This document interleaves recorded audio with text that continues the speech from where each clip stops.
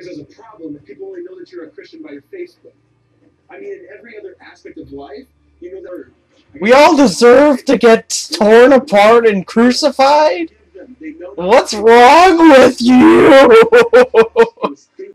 Hello everybody, this is Dan, aka Entertainment WF, aka Page Wizard, aka blah. Anyways, the following is a video response to Why I Hate Religion But Love Jesus by B-Ball 1989. Now, I bet you're wondering, why do I want to discuss this video? Well, first off, it's wrong. No wonder, what if it's a poem? To mislead people to think of some sort of conceptual idea that is, in fact, wrong. We don't want to really suppose this, because it, in fact, is fallacious. We don't want to have some sort of fallacy occurring. And since this is a very popular video, I do want to point out the fallacies in it, because of the fact that it's wrong. But he can believe whatever he likes, but the thing about it is, Jesus and religion are not independent of each other.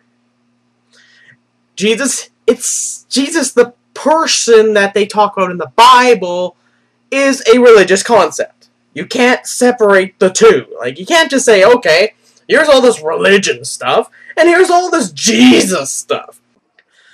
The fundamental flaw of this video, which he portrays as poem, the fundamental flaw why you can't hate religion but love Jesus is because Jesus is a religious concept. No matter what, if you believe if he actually existed or not. Well, why is this? Because Jesus, first off, there's no sufficient evidence to say Jesus actually existed. Likewise, if he can actually perform these miracles. Keep in mind, laws of physics. But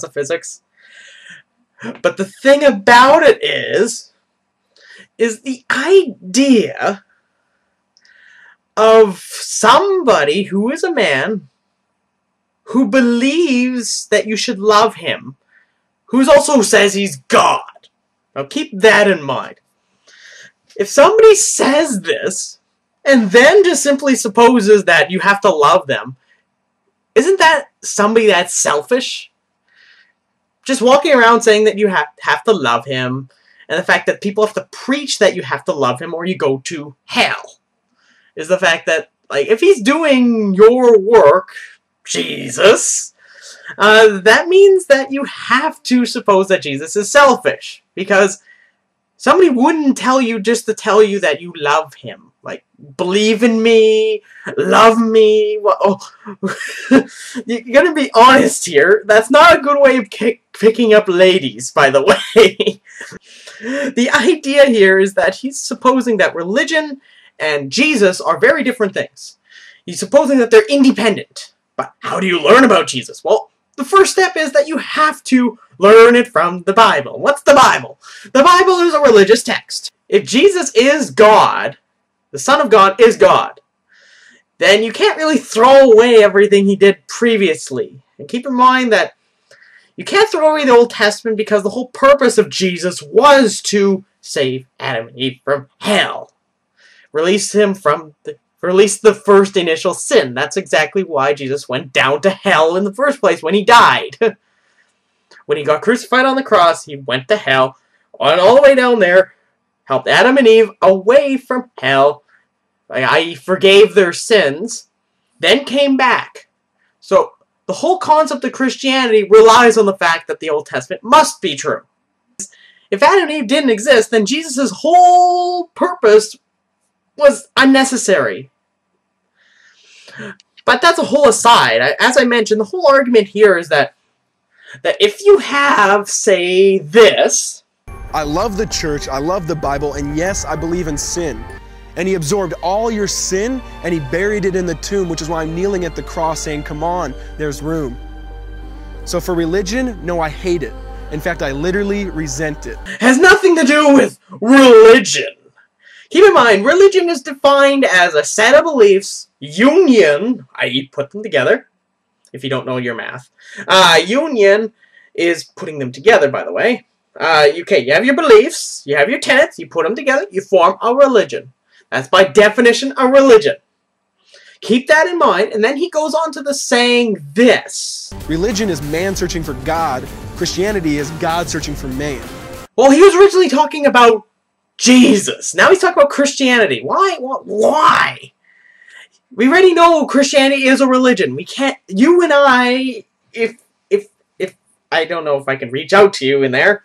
The idea is that Christianity is a religion, but Jesus apparently isn't to him. This is contradictory. If you can't argue for one thing, then you just simply say, okay, well, this thing's a religion. That's completely disjoint from your original argument. Your original argument is that you love Jesus, but you don't like religion because of all these bad things. Well, but I think I've rambled a little bit too much on this, so I'm just going to let him say something funny. How Jesus and religion are on opposite spectrum. Okay, I think I've just assumed this. This guy does not understand what religion is. His whole argument is literally this. I hate all dairy, but I love ice cream. That is logically equivalent to his entire argument. You can't say that. That's actually a fallacy. And that's not a very good reason to believe in it. I'm sorry if that offends you, but that's the truth of the matter. That's a bad argument. His poem doesn't properly represent reality. You may believe it. I surely don't, because I believe in using science and reason to critically analyze the world. They can't fix their problems, and so they just mask it, not realizing religion's like spraying perfume on a casket. See, the problem with religion is it never gets to the core. It's just behavior modification, like a long list of chores. Amen! I mean, if religion is so great, why has it started so many wars?